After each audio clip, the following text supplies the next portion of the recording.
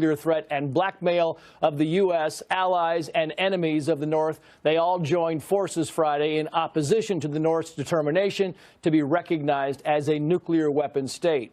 And another first for SpaceX at Cape Canaveral today. It launched a recycled rocket with a recycled capsule. The unmanned capsule being sent into space on what's being called a grocery run. Supplies are being sent to the International Space Station. The SpaceX craft should reach there by Sunday.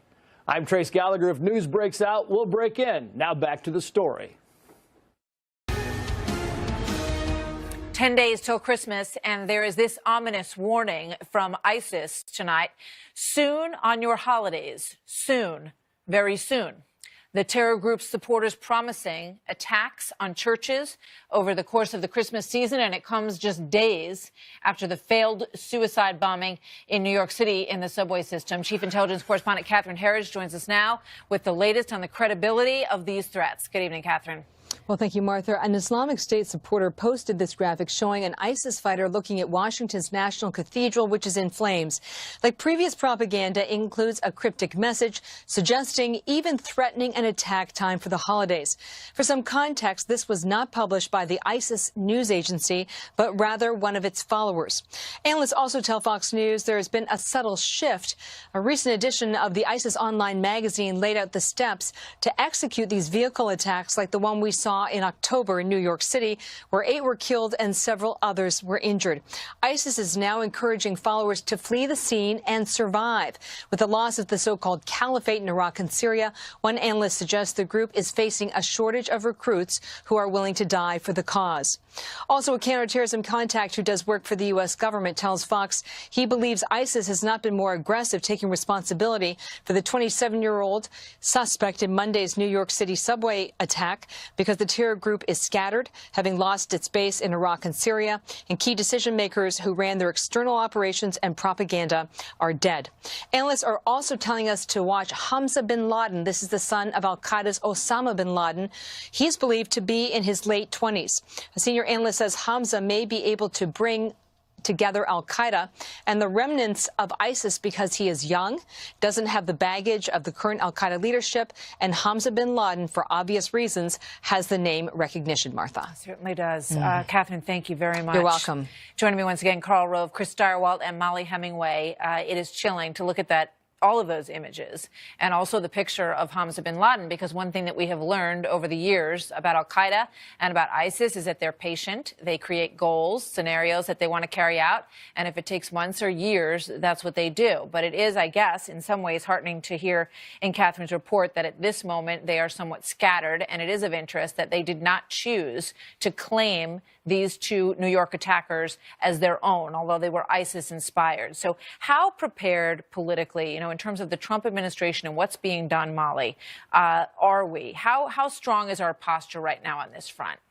Right. Well, one thing to remember is that ISIS tends not to take credit for people who commit terror attacks unless they are killed in the terror attack. And both of those New York attackers are still alive. And that might be part of why ISIS isn't taking credit. I mean, sometimes people are flying ISIS flags. They have the notes. They claim inspiration, and ISIS still doesn't take credit. But that's why, again, I'm really interested in this national security strategy document that's coming out on Monday. H.R. McMaster gave a bit of a preview to it. During the Obama administration, it was focused a lot on cybersecurity and climate change. And this document, I believe, is going to be focused more like a laser on North Korea, jihadist terrorism, things that actually are security threats that the national security apparatus should be engaged in. And you're already seeing that the Trump administration has focused on ISIS and had some pretty strong success with that. But of course, Islamist terrorism is something that will be ongoing. There is no way to utterly defeat it. It's a religiously motivated ideology, which is why they are thinking about focusing on Christians. And Christians should be prepared for that. That's just part of the story. I mean, we've certainly seen what they've done in the Middle East, Chris, and churches are one of their favorite targets. And as Molly rightly points out, it is a religious-based extremism that wants to attack Christianity, and it wants to attack members of the Jewish faith as well, and even, infidels in their own faith, which we've seen carried out to a great extent as well. President Trump on this issue, how prepared is he, Chris? You can never know what's coming next, but the fear is that something is. Well, it always could be, but are you scared? I'm not. I certainly take Molly's point that everybody, especially Christians, especially everybody, has to be prepared for the fact that, yeah, there are people in the world that want to do the United States harm and want to harm its citizens. That's a fact of life. That's been a fact of life for quite a while now, and that's something we have learned to live with. But these guys suck. They are terrible. We have destroyed them. The United States Air Force rained hell down on one of the remaining garrisons of ISIS in Syria. We have destroyed these people. We have riven them. Well, that we have may driven be, Chris. them from the ground. From an institutional perspective, perhaps, but living in New York City, when I go down the West Side Drive and I look over where those 8 tourists from South America were killed, when I go into the subway system, I think about that guy. Yeah, I'm scared. I am scared. And I'm scared in the holidays when I walk up and down this street outside my window right here on 6th Avenue, where there are throngs of tourists, through Rockefeller Center, where the big Christmas tree is, packed people. And all it takes is one little backpack and a guy who's not an idiot who figures out how to blow the thing up. I mean, yes, I'm scared. I think a lot of people are.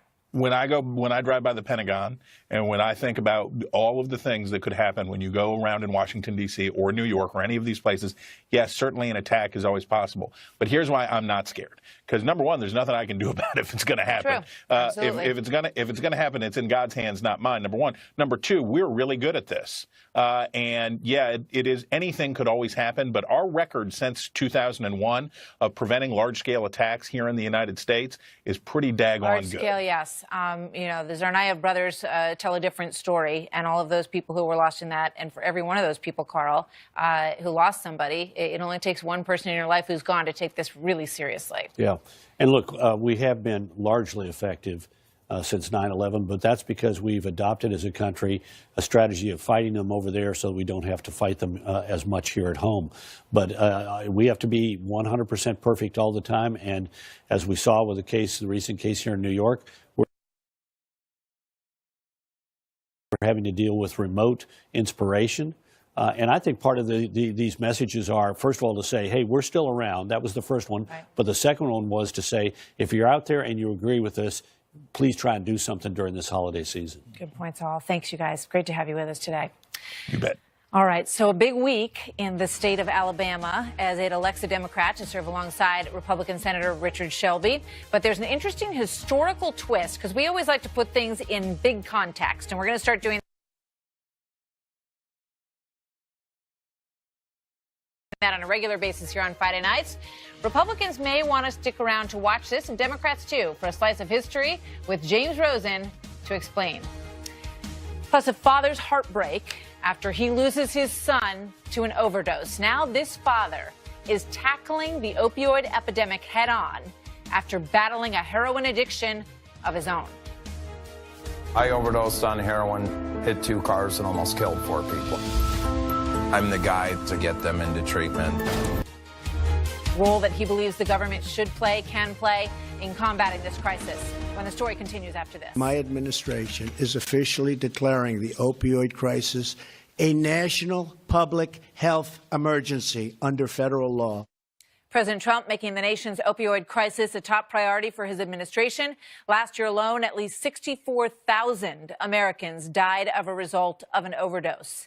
And while the administration and Congress have laid out big goals to stop the epidemic, some are suggesting that they would like to see the wheels turning faster on this in order to save lives. So while we wait for more action from Washington, what can American families do? What can local communities do? My next guest has dedicated his life to that.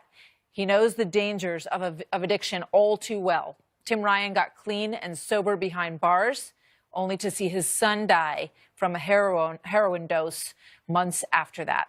His story was featured in the A&E docuseries Dope Man. Here's a quick clip. I overdosed on heroin, hit 2 cars, and almost killed 4 people. I'm the guy to get them into treatment. If you want to get better, you're going to end up dead. You got a gun and I will definitely shoot your up, bro. She's a heroin addict. All I want is her. You're a relapse king. You make excuses. It's time to man up. Tim is also advisor to rehab.com. Tim, good to have you here. Thank you. Today, powerful message in the documentary. You lost your son and you went through it yourself. What makes a difference between people who can get clean and people who can't? There's a lot of variables, but the willingness to want to change. A lot of the families are classic enablers. They try to enable their children to get better. You got to take your emotions out of it. You have to let the professionals do what the professionals do and follow the guidance and direction. So what are the earliest signs? Because, you know, I have a friend who lost his son. I have a friend who lost a nephew. What should we all be looking for at home? First thing you need to do is get into their technology. That's where the kids are doing everything today. Cell phone monitoring software, computer monitoring software. If there's an issue, drug test them, but have the resources. You know, their hygiene, their friends are changing, money's disappearing, they don't have money, they're sleeping a lot, they have pinned pupils, they're absolutely doing opiates. What happened with your son? Unfortunately, Nick followed in my footsteps. I wasn't a father to Nick. I was a friend. I let him smoke weed and drink beer. When I had overdosed and hit these cars and almost killed 4 people and was fighting my case, I was really dope sick one day, and Nick came in and basically gave me 2 bags of heroin. And I said, "What are you doing?" He said, "Don't worry, Dad, I'm just selling it." And I said, "Nick, you need to shut this down. You know what this drug has done to me." And he looked at me and said, "Well, you're a successful drug addict." So in Nick's delusional mind, because I functioned, I worked, he thought I was successful. Ultimately, 3 months later, we started doing heroin together.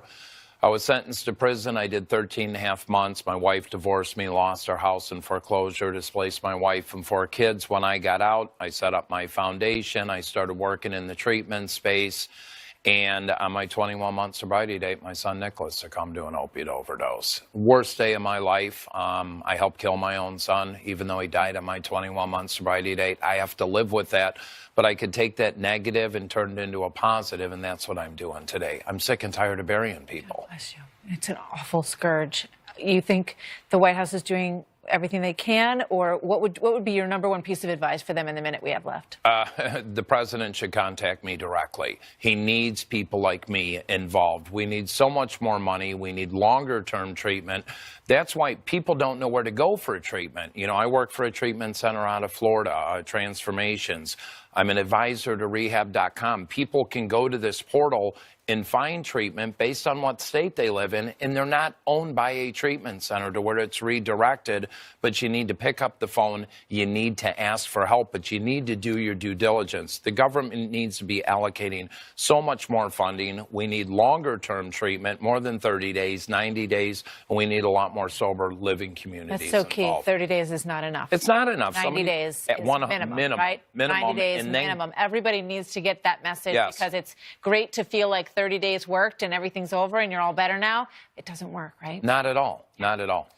All right, Tim, good luck to you. Thank you so much. And thank you very much for sharing your story. We wish you well in your pursuit. Thank you very much. So coming up tonight, I'll look at this week's big political shakeup in deep red Alabama, the state electing a Democrat for the first time since the 1990s, and the last Democrat they elected.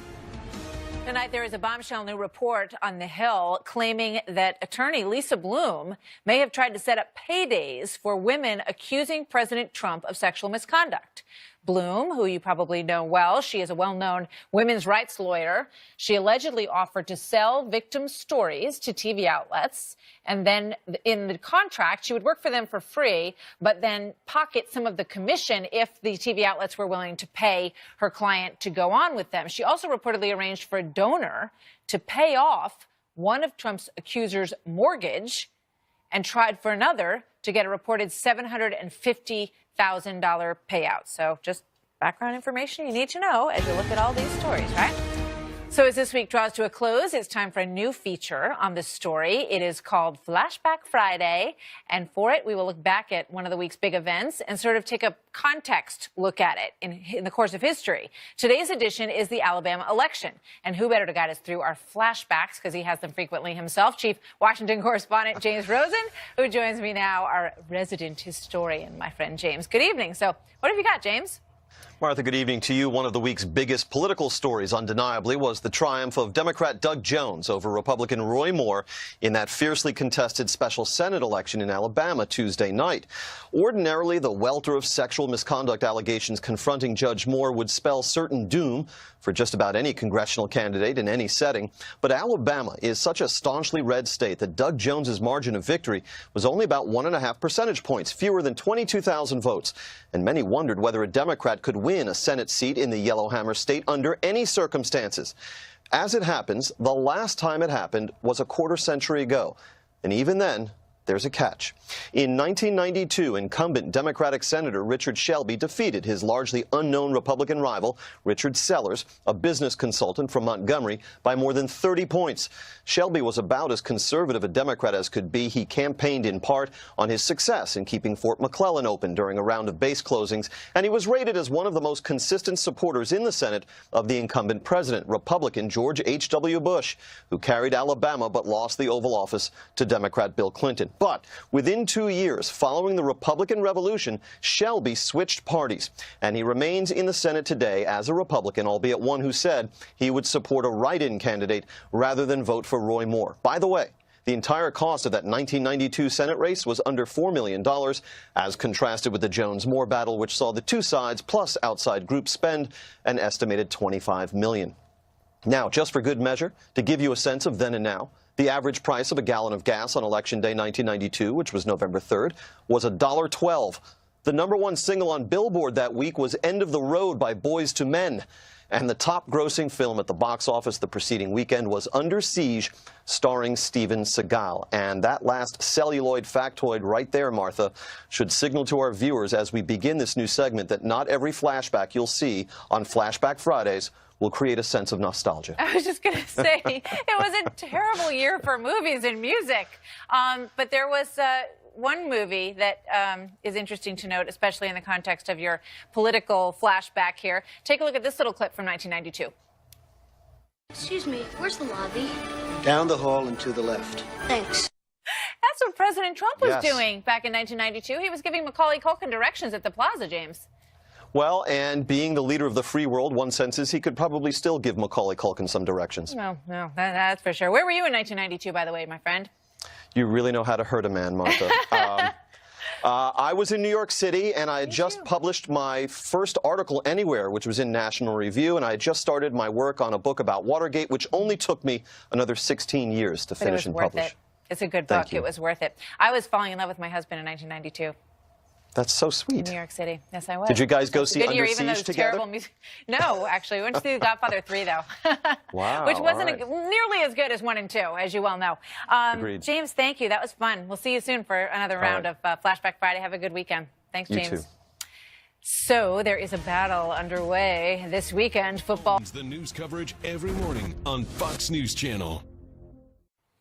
So this weekend's must-see NFL matchup is Tom Brady versus Ben Roethlisberger. They have a storied rivalry. If you're a football fan, you know that. The Pats go into it off a stinger of a loss in Miami on Monday night. Followers of Brady on Instagram got a peek into how he gets back into the game with a bit of poetry.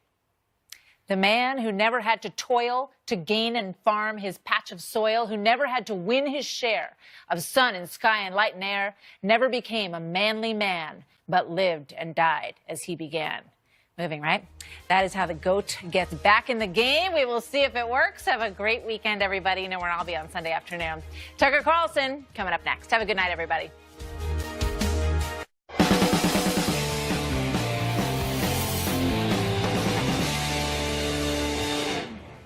Good evening and welcome to Tucker Carlson Tonight. Ersatz women's rights lawyer Lisa Bloom has finally been exposed for who she really is. Bloom has built a career posturing as a champion of the oppressed, but the only person who seems to be winning in that equation is Lisa Bloom. Last summer, for example, she represented Kathy Griffin following Griffin's Trump beheading stunt, only to have Griffin turn around and denounce her, Bloom, for excessive fees and, quote, fame whoring. This fall, the great feminist warrior fought to protect, of all people, Harvey Weinstein. Actress Rose McGowan says that Bloom offered her a 7-figure payday if she agreed to call Weinstein a changed man, which she did not agree to. Now, The Hill newspaper has a new report alleging that Lisa Bloom solicited funds to pay off women who would then accuse the president of sexual assault.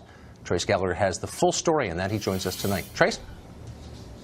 Hi, Hi, Tucker. Lisa Bloom says reports that women were paid to come forward with accusations of sexual misconduct by President Trump are nothing more than right-wing efforts to discredit victims.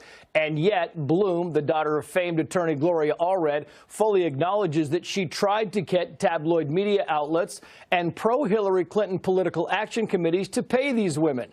The Hill, which broke the story, says Bloom arranged for a donor to pay off one of the accuser's mortgage and tried to score a six-figure payout for another. One of the women, who was offered $750,000, declined to come forward. Lisa Bloom says the money, of which she takes 1/3, is meant to keep her clients safe and in some cases to help them relocate. Of Lisa Bloom's 4 clients, 2 of them decided to come forward and 2 did not, including one who decided to tell her story to The Hill after learning that Bloom was representing the alleged serial sexual harasser Harvey Weinstein. Bloom and Weinstein's relationship ended when rape allegations went public. The woman who did not come forward says she supported Trump in 2016 and does not resent him because he stopped his advances toward her when she asked him to. Lisa Bloom says the women who did come forward are telling the truth, and the story by The Hill is trying to undermine them now that they are gaining momentum. Tucker. Trace Gallagher, thank you.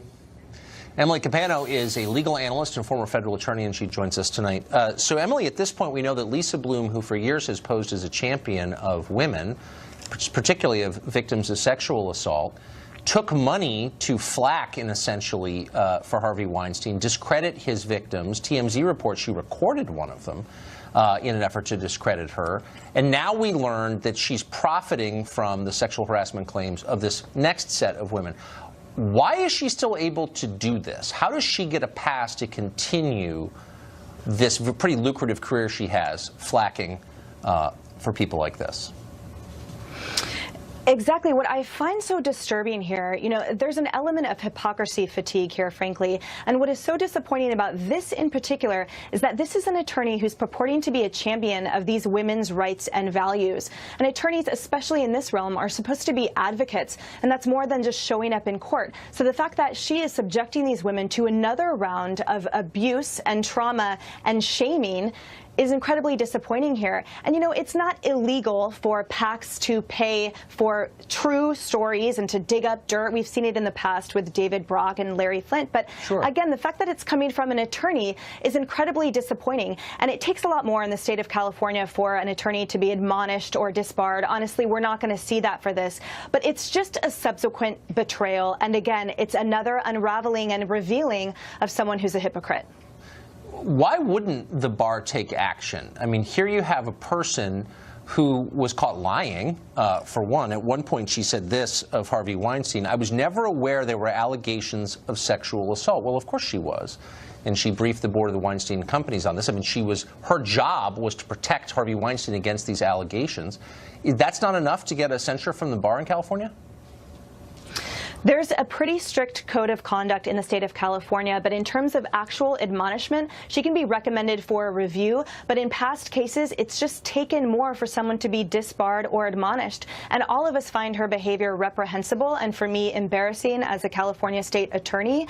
But again, it just takes a lot more here. And that is what's so disappointing, is I think these gray areas where there's dishonesty, but what was the exact relationship and nature of her signing on the dotted line with these clients, and how, in essence, does this break a specific rule that the California State Bar or the ABA has passed? Unfortunately, it's gray. And so at this point, the illumination hopefully will decrease her client list, and that may be enough to at least, render her that she won't do this behavior in the future. Well, you'd think she would at least be publicly discredited. It does strike me as a non-attorney as unethical that she was trying to set up media appearances for people making claims of sexual assault or harassment, and then was apparently, by her own admission, trying to take 1/3 of the fees. Is it normal to do this on commission, as she seems to be doing? Right. You know, I personally have not seen that in the past. And she was clear and upfront with saying, well, we take a third. But what I found disturbing is the fact that her justification of such was the insurance fees and the electrical bills of her law firm. It really had a minimal correlation with her representing those women on air. And frankly, as you know, media appearances are often not rewarded because the whole point is there are ethical considerations, right, to support the veracity. You don't want to cross that line or present an appearance of impropriety. So here, it's almost like she was running a racket, but because she was blatant, I don't see her being disbarred or being formally admonished. It's just simply disappointing and reprehensible. And as you said, hopefully now this revelation and illuminating it will make others refuse to work with her in the future. Yeah, if you're paying the victims of Harvey Weinstein to lie and to vouch for his good character, don't call yourself a feminist. That would be my rule. Emily, thank you. It's great to see you. Thank you. Joe DeGenova was a former U.S. attorney for the District of Columbia, and he joins us tonight. Joe, I have to just ask you very quickly before we get to the Russia investigation a question about Lisa Bloom. What does it take for a lawyer to be censured by the bar or to be disbarred? If you have multiple examples of lying and unethical behavior, that's not enough? It's not usually in most bars. Big bars like California and New York tend to protect their lawyers, and their ethical systems tend to slap people on the wrist. My guess would be she would not get any type of ethical restrictions imposed on her as a result of this. I can tell you this, when we do a pro bono case at our firm, we don't take a cut of anything. We represent people for free. We even incur the cost. So whatever she said was pro bono, that's nonsense. I think that misrepresentation to the public is absolutely disgusting, but it's consistent with her behavior. Yeah, it's free, except I take a third. Yeah. Let's talk about doublespeak. So to this investigation, you obviously have conducted investigations. When you did you ever stack them with prosecutors who were personally hostile to the person being investigated? No, and let me just say this right now, Tucker. What you have now unfolding inside the FBI and the Department of Justice under Obama is a brazen plot to do two things: to exonerate Hillary Clinton because of an animus toward Donald Trump, and then if she lost, to frame the incoming president for either a criminal act or impeachment. This is one of the most disgusting performances by the senior officials at the FBI and the Department of Justice, and it demands that every one of these agents involved be fired, and that the people who are still in the Justice Department be fired, including Mr. Orr, and that they impanel a federal grand jury to investigate the conduct of McCabe and Strzok and Page and Comey and Orr and everybody in the Obama Justice Department who even touched this, because it's very clear that they conspired to frame the incoming president of the United States. And it's a frightening and disgusting prospect that FBI officials, senior FBI officials, would do this. And those text messages are frightening. They're just frightening. The Trump administration oversees the Department of Justice now. What would it take to call some of these people to account for their behavior, at least to get to the bottom of it? Mr. Orr, for example, who met with people from Fusion GPS and didn't tell his superiors about it. His wife worked there. He didn't tell them about that either. Why is he still there? Well, that's a good question. He's been demoted. He lost his Associate Deputy Attorney General slot 4 doors down from Mr. Rosenstein. He's now back in his old job as the head of an organized crime drug task force. I do not understand how he can continue to stay in the department. In all likelihood, he's being investigated by the Inspector General as part of that larger investigation into what the Justice Department did with Comey and others to basically throw the case against Clinton. A bunch of dirty cops got together and decided to throw a case against the Democratic presidential nominee. I don't think Mr. Orr is going to be around the department very long because he can't function ethically in those constraints. So just finally, just some perspective for those of us who haven't conducted these investigations. We know that Director Comey had written the speech he subsequently gave in July of 2016, 2 months before, in which he exonerated Hillary Clinton, before which he'd even interviewed her or a dozen of her top aides. Is that unusual to come to a conclusion like that, she's innocent, before even interviewing her. That seems odd. It is not only extremely unusual, it's never happened before. James Comey threw the case against Hillary Clinton in conjunction with senior FBI officials and Justice Department officials in the Obama administration at the time. It's never done. Comey sold his soul to the devil. Believe me, you cannot believe the telephone calls we're getting from current FBI people about how they cannot abide by what's going on. And one thing they can't understand is, why is Andrew McCabe still at Christopher Wray's right hand inside the senior offices of the FBI? I mean, McCabe and Strzok and Page are all out of the same cloth.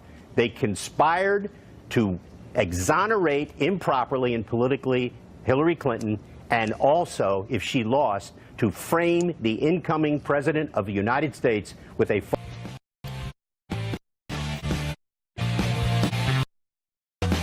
At least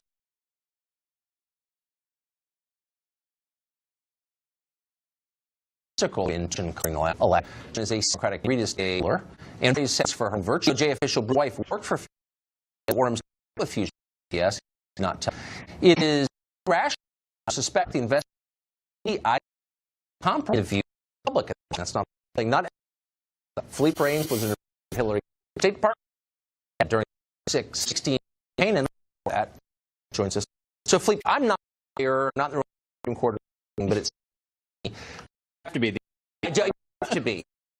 Simple question is this: if you're investigating somebody, shouldn't you at least interviews of years and or you died 2 months before and decided that she's innocent of charge? Well, I sit here Comey because I'm here and this, it's hard to say with people who think that or any crazy Clinton or had a much being president not been so I don't think it's that you actually by his statements. I said even elect on the left not out Hillary Clinton else okay reach a conclusion before interviewing him. I know that he did inappropriate for him even considering a public statement. He found there to proceed on, and he statements has been instead he went on July 5th. So I agree with you. He did not appropriately, and I think he ended up for that because of someone having dragged a pretty thorough and they went with it. So if you was your I'm sure I think he okay. It's that what Comey's one who's Russian that seems lost in the recently. This Russian interference in the 2016 between the gentlemen. None surface to this that there's general between those parties. Are you? Well, no, it's we know that 4 pled guilty for may or not in regards to him. That's not true. He actually pled lying about the no, but I do know that the most intensive in my lifetime by the of a public official has leaked. Like I mean, struck message here. There's no evidence that there was actual collusion. And in fact, I believe there and was Trump. I mean, it's like bothered. If the people we just trying to remind he's soon enough next week, next 6. We should. I'm not calling his the text you have. You should. Okay. People undermine the process. You know who's Congress? The oversight. Fine. And that's okay. But end of a bunch of people charged for obstruction, but the charge and not evidence. Coordination of between campaign. 3. This is total honesty. Absolutely, I agree to that because where there is this much smoke, there's more. There is flame or fires. These people are going. And if this all we know, someone guilty. No, standing. Let's just and guilty. They are guilty. Look guilty, and we charge you for unrelated crime. Guilty of the crime. It's for me. It's Lynn's. I am. We else jumps in the case, and we're going to send you. I get. He lied. Not just Flynn. The point is, to certain evidence of Trump. The point. Hamstring administration do that at university. I don't believe that's parts of the refuse to accept Intelligence Community assessment at the right to under. Where's a single bit of evidence of that? The intelligence community, part of your people have presented. The call the collab and the people consider. You forgot. No, you forgot. That's the first. I'm agreeing with that. Single this public that we're all supposed to put in both must because superior. That's public. I'm not. No, you have, but you have Republicans and. Yeah, I agree with all ones reflect the but they've seen what you and I is there stop. We're secret. We for this. We have to know this. We have to know what happened. Like that. This is do and then Mueller left alone. Oh, we're clearly, but clearly he hit a and that nerve is all right. Thank you. No.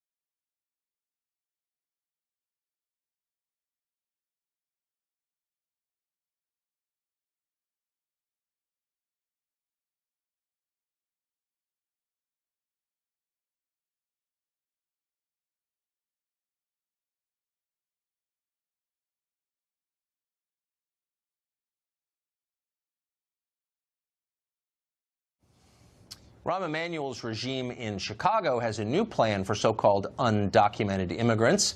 Give them documents, just like everybody else. For more, we're joined by Fox National correspondent Matt Finn, who's in Chicago for us tonight. Hey, Matt. Tucker, Chicago Mayor Rahm Emanuel has unveiled his new city ID program. The individual IDs will be called City Keys. The program will give a government ID to anyone living in the city, regardless of their U.S. immigration status. The mayor of Chicago says the IDs are meant to welcome the undocumented community into the city. If you want somebody who's undocumented to feel comfortable to be able to drive their child to school and all the benefits, they have to be part of the city. This municipal ID, the city key, will bring all those different communities and more that are on the periphery, on the sideline, into our city. And when we say welcome, we mean welcome.